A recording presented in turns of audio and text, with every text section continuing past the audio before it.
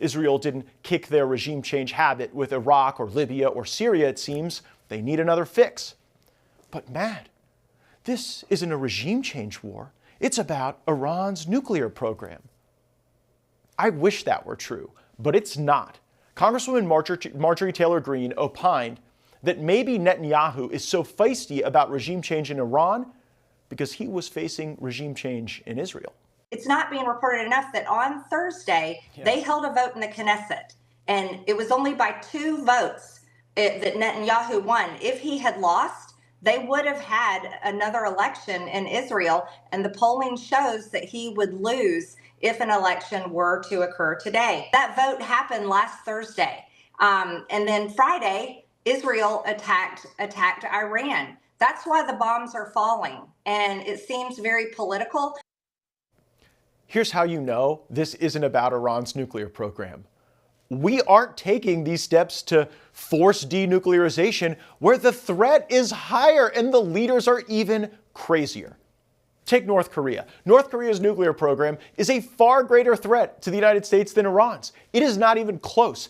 I know, I've had the briefings. I was on the House Armed Services Committee for 8 years.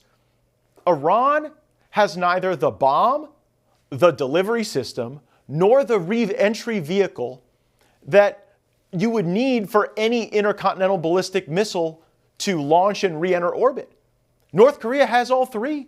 North Korea could launch a nuclear weapon at mainland United States today. And we've probably got the ability to knock it out of the sky, but Iran can't even get their bird in the air.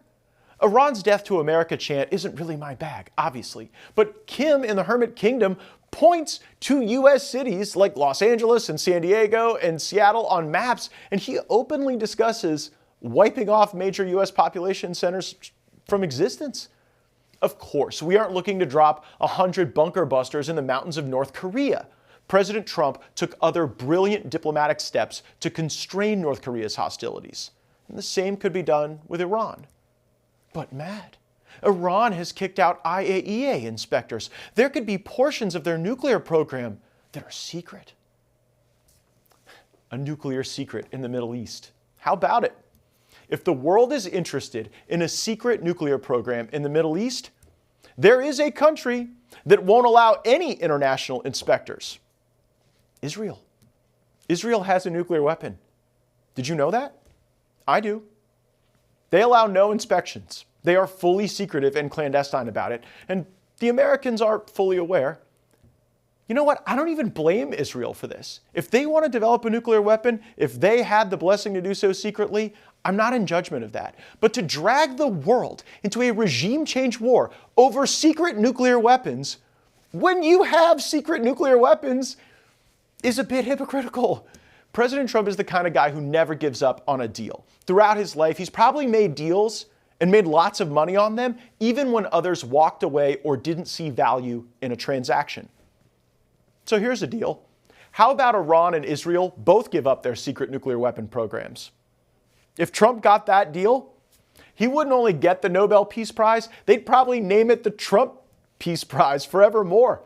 And it's not that crazy to think about Israel denuclearizing. Look at the model in South Africa. South Africa denuclearized right before they stopped being an apartheid state. Prominent voices in Israel and America have called for Trump to recognize Israel's sovereignty over Judea and Samaria, which some people call the West Bank. If that happens, Israel will have to let the 5 to 6 million people who live there vote. And they don't want to do that. I'm not calling Israel an apartheid state. Right now, I don't think they are.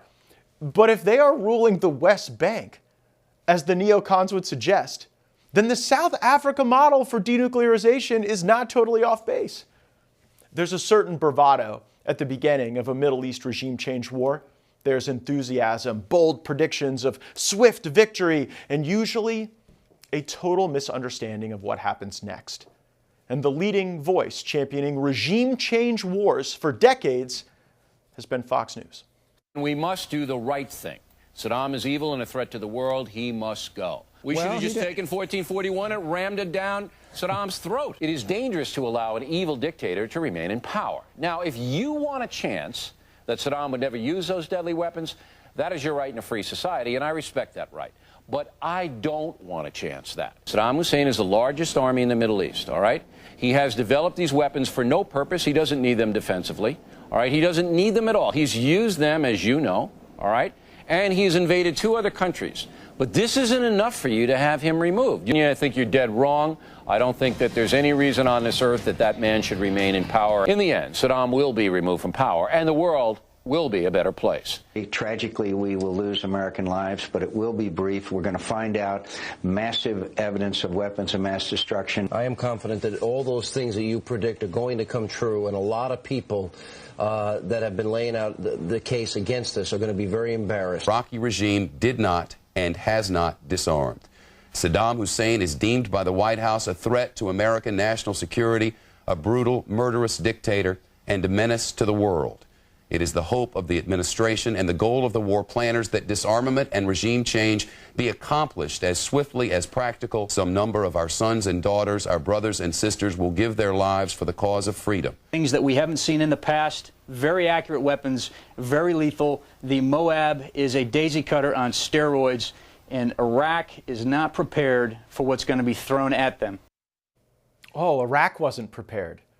Daisy cutter? This is how easily the so-called foreign policy experts believed we would carve our way through Iraq. I saw how many of our bravest patriots were pushing up daisies as a consequence of that war. I went to their funerals. I visited their grave sites. I saw the true cost of a flawed regime change war in the Middle East. The problem is we had no plan to get out. Iraq cost America $3 trillion, and this distraction and disaster aided in both the rise of China and ISIS. Whoever was telling you that we had the ability to topple a regime in Iraq and then come out with something better was either 1, lying to you, or 2, so wholly ignorant about the country they were invading that their lack of knowledge or curiosity or understanding led to blood and terrorism and chaos. So as we approach the 2025 vintage of regime change wars in Iran, I wonder if those now cheerleading attacks on Iran know anything about the country they want to topple. How many people live in Iran, by the way? I don't know the population. At all? No, I don't know the population. You don't know the population of the country you seek to topple? How many people live in Iran? 92 million. Okay. Yeah, How could you not know that? I don't sit around memorizing population tables. Well, it's kind of relevant because you're calling for the overthrow of the government. Why is it relevant whether it's 90 million or 80 million or 100 million? Why is that relevant? Because if you don't know anything about the country... I didn't say I don't know anything about Okay, what's the ethnic mix of Iran? They are Persians and What predominantly Shia. Okay, this is no, cute. it's not Okay. even... You don't know anything about Iran. So Okay, actually, I am not the Tucker Carlson expert on Iran. You're a senator who's calling for the overthrow of the government. You're the one who don't know claims anything about the country. It's easy to sit in a senator's office or a perch in the Pentagon and send out tweets, press releases, and blustered statements about war. Nobody is shooting missiles at you in a Fox News studio. People barely even shoot divergent opinions at you in that myopathy. That's the comfortable political move in the short term, to support regime change wars. But that comfort is not shared by those who have to go fight in these wars and die in them, and many will.